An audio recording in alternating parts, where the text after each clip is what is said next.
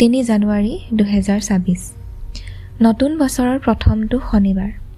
বছৰটোৰ আৰম্ভণিতে গ্ৰহৰ যি অৱস্থান সেই অনুসৰি দিনটো আমাৰ বাবে কেনে হ'ব পাৰে তাৰ এক আলোচনা আগবঢ়াবলৈ লৈছোঁ।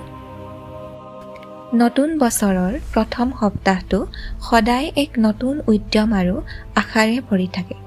শনিবাৰৰ অধিপতি হ'ল কৰ্মফলদাতা শনিদেৱ। কাইলৈৰ দিনটোত নক্ষত্ৰৰ অৱস্থানে আমাক সোঁৱৰাই দিব যে কেৱল পৰিকল্পনা কৰিলেই নহ'ব, তাক বাস্তৱত ৰূপায়ণ কৰিবলৈ কঠোৰ পৰিশ্ৰমৰো প্ৰয়োজন হ'ব। আহকচোন জানো আমাৰ 12টা ৰাশিৰ বাবে কাইলৈৰ দিনটোৱে কি কি বাৰ্তা কঢ়িয়াই আনিছে। প্ৰথমটো ৰাশি হৈছে মেষ ৰাশি। কাইলৈ আপোনাৰ বাবে এক ব্যস্ততাপূৰ্ণ দিন। কৰ্মক্ষেত্ৰত নতুন দায়িত্ব আহিব পাৰে।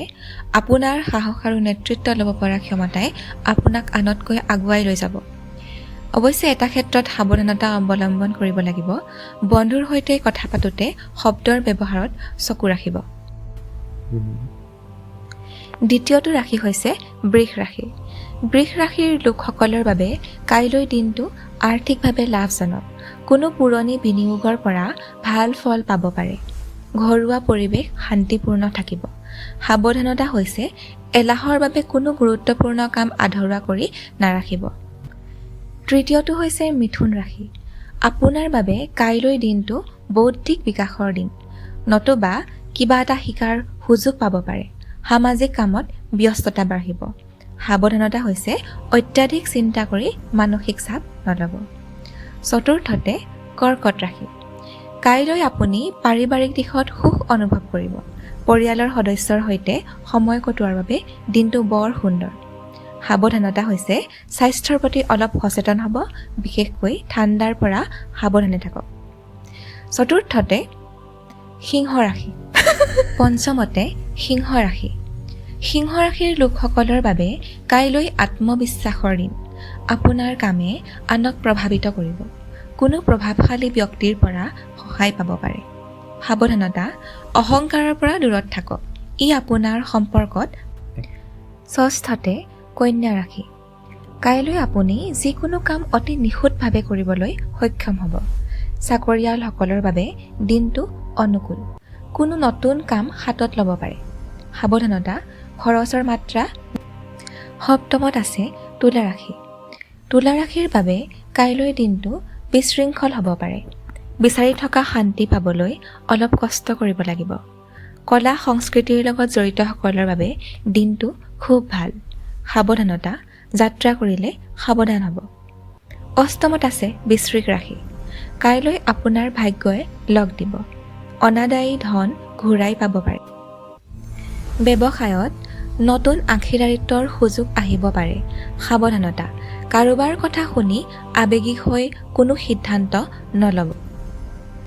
নৱম স্থানত আছে ধনু ৰাশি। ধনু ৰাশিৰ লোকসকলে কাইলৈ ভ্ৰমণৰ পৰিকল্পনা কৰিব পাৰে। ধৰ্মীয় কামত অংশ ল'লে মানসিক শান্তি পাব। সাৱধানতা ভৰিৰ বিষ বা শৰীৰৰ কোনো গাঁঠিৰ বিষে আমনি দিব পাৰে। দশম স্থানত আছে মকৰ ৰাশি। কাইলৈ আপোনাৰ বাবে ধৈৰ্যৰ পৰীক্ষা হ'ব পাৰে। কামৰ বোজা বৃদ্ধি পাব পাৰে যদিও আপোনাৰ একাগ্ৰতাই আপোনাক সফলতা দিব। সাৱধানতা কাম আৰু ব্যক্তিগত জীৱনৰ মাজত ভাৰসাম্য ৰাখক। 11 নম্বৰ স্থানত আছে কুম্ভ ৰাশি। সৃজনীমূলক কামৰ বাবে দিনটো অতি শুভ। নতুন চিন্তাধাৰাই আপোনাক এক নতুন চিনাকি দিব। বন্ধুৰ পৰা সহায় পাব। সাৱধানতা গোপন শত্ৰুৰ পৰা সাৱধান হওক। 12 নম্বৰ স্থানত আছে মীন ৰাশি। মীন ৰাশিৰ বাবে কাইলৈ দিনটো আৱেগিক হ'ব পাৰে। কাৰোবাৰ প্ৰতি থকা পুৰণি অভিমান দূৰ হ'ব। জীৱন সংগীৰ সৈতে সুন্দৰ সময় অতিবাহিত হ'ব। সাৱধানতা বাহিৰৰ খাদ্য খোৱাৰ পৰা বিৰত থাকিলে ভাল। বন্ধুসকল, আজিৰ ৰাশিফল শুনি আপোনালোকে কেনেকুৱা পালে?